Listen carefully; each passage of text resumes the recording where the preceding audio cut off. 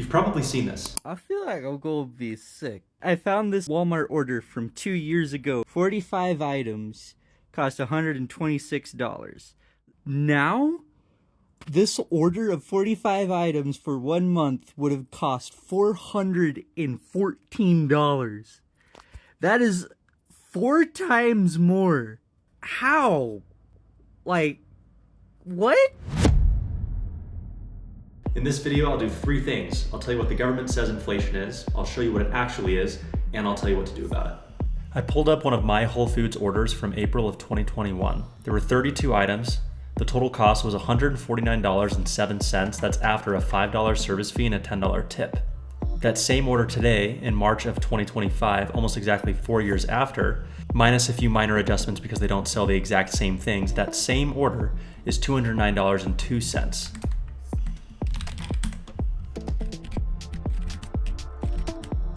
That is a 40% increase for this particular basket of groceries over the last 4 years. That's nearly 10% per year. Make no mistake, that is a high inflation rate for 4 years, but it's not even close to the 300 or 400% that other guy was talking about. The mistake he made is that he didn't check the prices of things to make sure that they made sense. But it's easier to believe his inflation numbers than the government's because they've been saying everything is fine while the common man gets squeezed. This is perfectly illustrated in the recent All-In interview from the US Treasury Secretary. Watch. Not only did inflation go up, but if you look, Jason Trinard has this thing, I think he calls it the Everyman Index.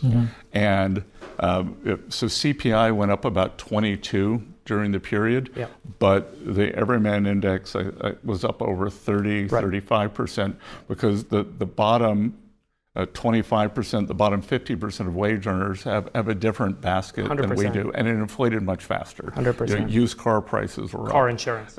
Car insurance, rent, groceries, and you know, like not only is it unfair, but it's just unstable. Between 2017 and 2021, we see the common man gaining ground relative to wages. But in 2021, this quickly reverses. By mid-2022, there was a large disparity between the common man CPI and wages. Today, the difference is 120.4 minus 115.2, all divided by 115.2 for a total disparity of 4.5%. In other words, they were 4.5% poorer than they were at the beginning of 2021. And this is assuming that you've had wage growth in the last 4 years. If you haven't, you're 20% poorer than you were in 2021. So what does the government say inflation is? When the government reports on inflation, they use the core CPI, which is the consumer price index less energy and food costs. They argue that this is because energy and food are highly volatile, but to not include these in CPI that they report to most Americans doesn't make that much sense. The reality is, no matter how volatile energy and food are, these are more core to the human existence than anything else. Why? Because their necessity is in part why they are so volatile in the first place. For example, food demand is fairly inelastic. That means if the price of food goes up, the demand for food doesn't change that much. This is because people still need to eat. And take energy.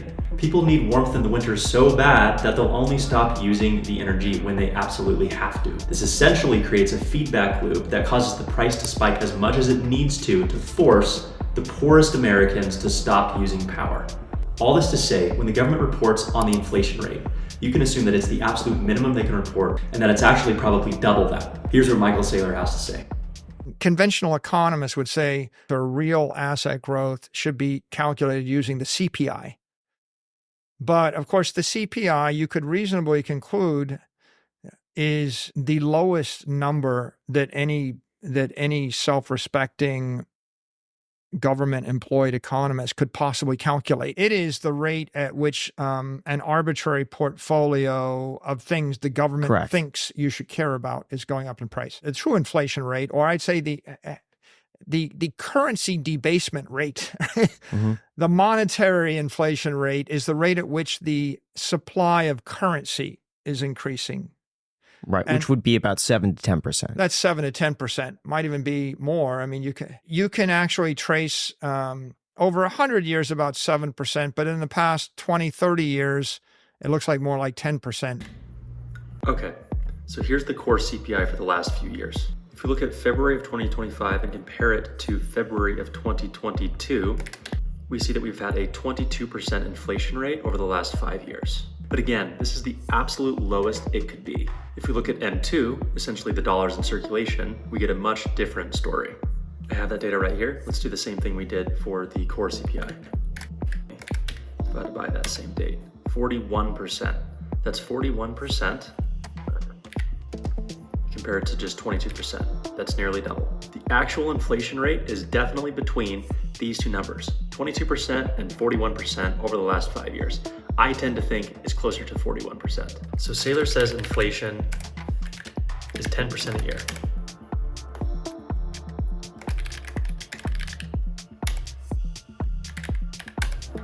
Let's say you make $80,000 a year.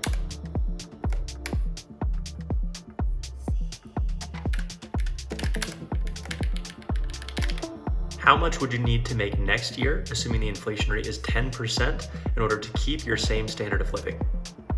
Well, 80,000 times 1 plus the inflation rate, and we get 88,000. That's actually, that again, we get 96,000. Again, over 100,000. And if we go all the way to 2035, just 10 years, you will have to make over $200,000 in order to keep your same standard of living today as you do with $80,000 in 2025. Another example for my animal-based eaters out there is the cost for 1 pound of beef steaks. This is the current cost. As you can tell, in 2000, it was around $4. In 2020, it was closer to $8, and today it's more than $10. Let's look at this for the last 20 years and then 20 years into the future.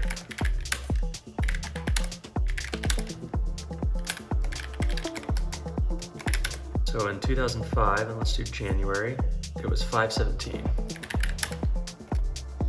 2015, it was $7.53. And today it's $10.91.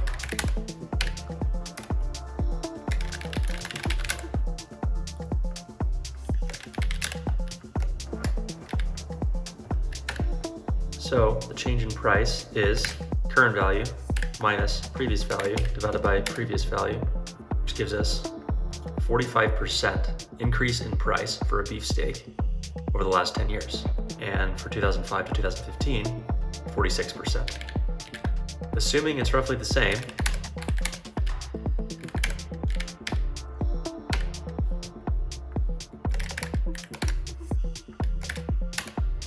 it'll cost $15.82 in 2035 and almost $23 by 2045. And just to bring this point home,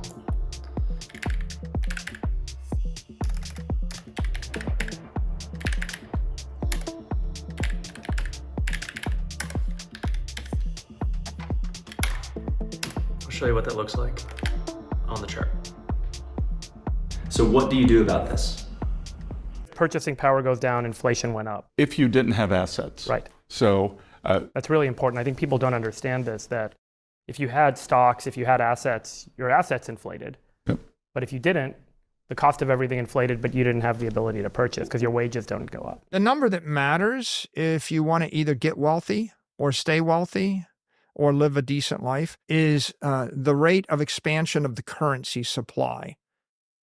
And if the currency supply in US dollars is expanding at, say, 10% a year, then that means you can expect every scarce desirable asset that anybody with money in America or anybody with money with dollars in the world is going to want to buy, it's going to go up at a rate of 10% a year or more. And so if you're not actually investing, growing your cash flow, growing your assets via that number, you're getting poorer.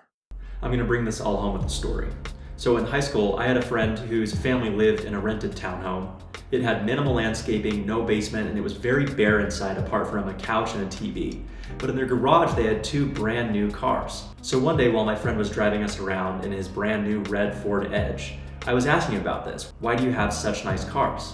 And he said, McKay, we invest in cars. And I'll never forget it because of the way he enunciated invest. We invest in cars. And obviously that's ridiculous. It's a depreciating asset. It's not an investment. Let's look at what would have happened had he actually invested that money.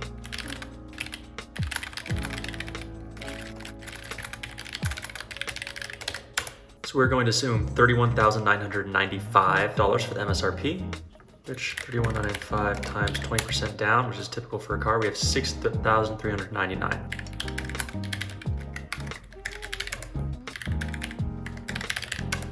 Our deep research is still going.